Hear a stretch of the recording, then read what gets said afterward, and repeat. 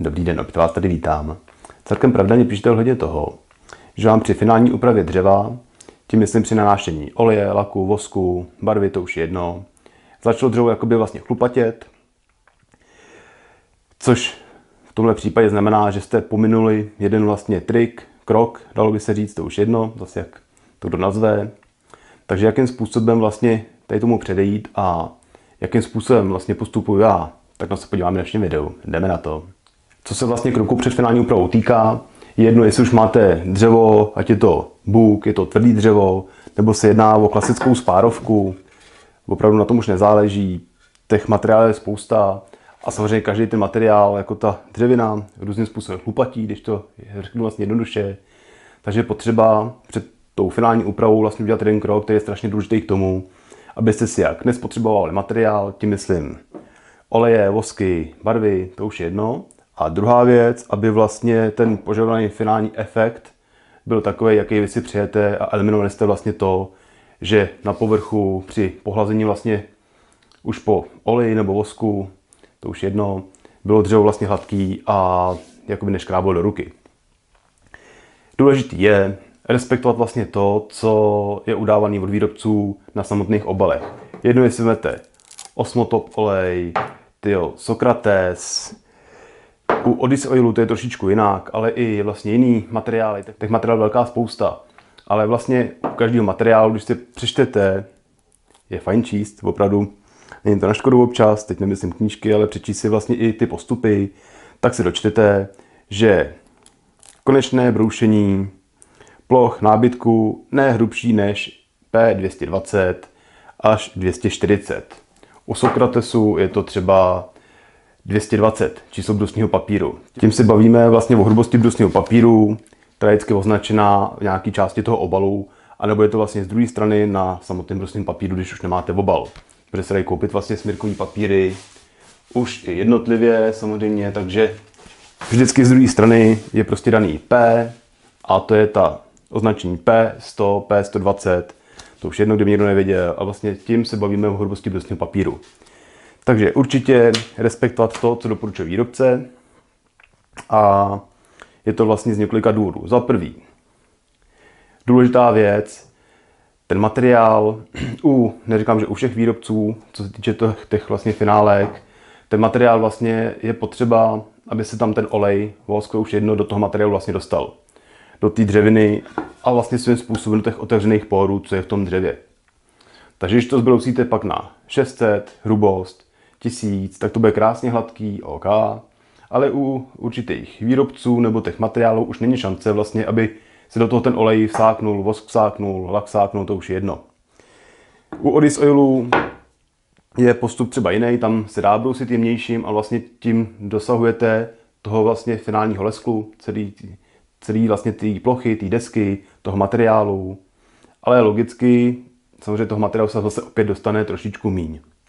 Na druhou stranu, když to budete mít chlupatý, jak ty kříž záda, tak materiál je vlastně zase strašná spotřeba a je potřeba vždycky najít tu rovnováhu toho, co je dobrý a co je špatný pro ten finální výsledek toho požadovaného, anebo co doporučuje opět výrobce, abyste vlastně to, co z toho chcete dostat, z toho výrobku, tak abyste z toho dostali.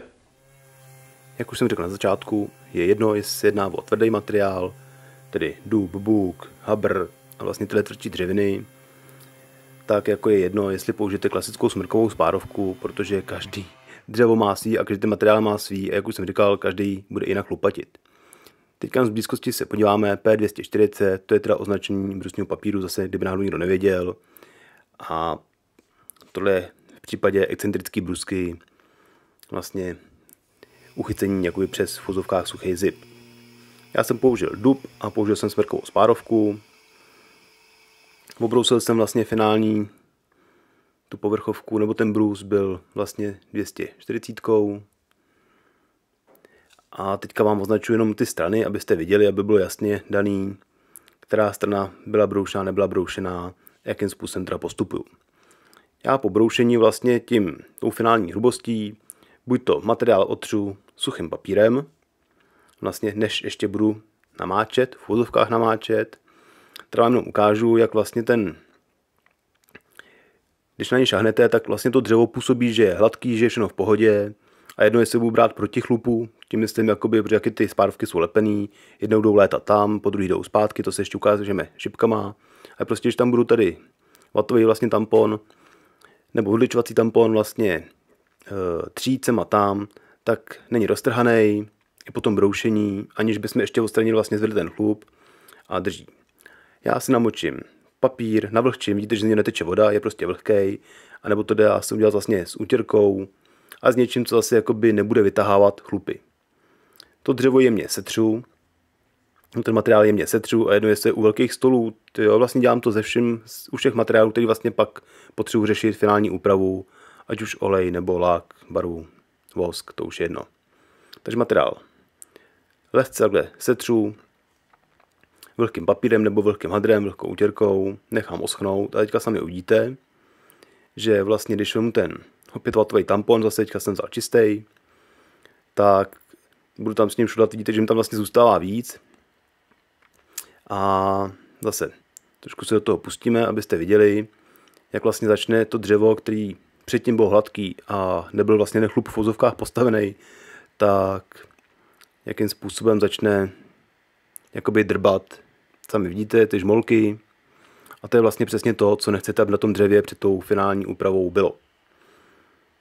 Takže jednoduchý trik, tady jste jenom viděli, to je původní tampon, neodrbaný a u toho vlastně novýho potom sami vidíte, jak se hnedka zachytne. Je to fakt důležitá součást před tou finální úpravou, která vám strašně zjednoduší pak tu výslednou práci. Ne, že byste třeba po určitých hlacích nemuseli přebrušovat třeba po první vrstvě, ale tady tím si eliminujete opravdu velký starosti v dalším postupu. Takže vemu co nejjemnější smirk, co vlastně mám. Já používám několik let už tady tu pěnovou smirkovou podložku. Seženete vlastně v hobbymarketech. Výrobce je jich spousta, takže na každém. Nebrousím už strojem, brousím vložně takhle ručně, strhnu jak zleva, tak i zprava, vlastně do obou směrů, jak už jsem říkal, protože ty lepený spárovky a tady ty věci vlastně mají ty léta po každý střelený jinak, tak aby byla jistota a buď to setřu opět suchým hadrem, suchým papírem, anebo kdo máte možnost, tak můžete vzít kompresorem to vyfoukám a vlastně před tou finální úpravou dám vlastně pryč ještě ten drobný prach, který jsem vlastně objevil při tom strhnutí tím jemným smirkem. Vyfoukáno. A teďka sami opět uvidíte, že vlastně neděláme to strojem hlavně, protože znova byste si vlastně to nadrbali natolik, že by mohl být problém. Takže vidíte zase nový vatový tampon a vlastně s něcema tam a prostě bez problémů. Nikde se nic nezachytává, nikde vlastně si nedrbe ten tampon a vlastně takhle je to dřevo připravené, ten materiál připravený na to, abyste mohli řešit vlastně finální úpravu, co se týče vlastně nánošení vosků, laků, barev a dalších možných i nemožných výrobků. Ještě nevím, jak jsem mluvil vlastně o tom složení toho dřeva, proč vlastně v obou straně brousíme, jak jsem říkal, pokud máte víc dřevin slepených k sobě, tak ty léta jdou určitým směrem, u spárovek to platí dvojnásob, protože jedny léta můžou jít tak, druhý opačně. Vlastně vy si tady tím eliminujete, že jste to zase jakoby neučesali, ty chlupy v vozovkách, ty zvedlý plyny, jenom k jedné straně a vlastně jste to pojistili na oba dva směry a měli jste jistotu, že to dopadne, jak jste potřebovali, takže proto brousit v obou straně.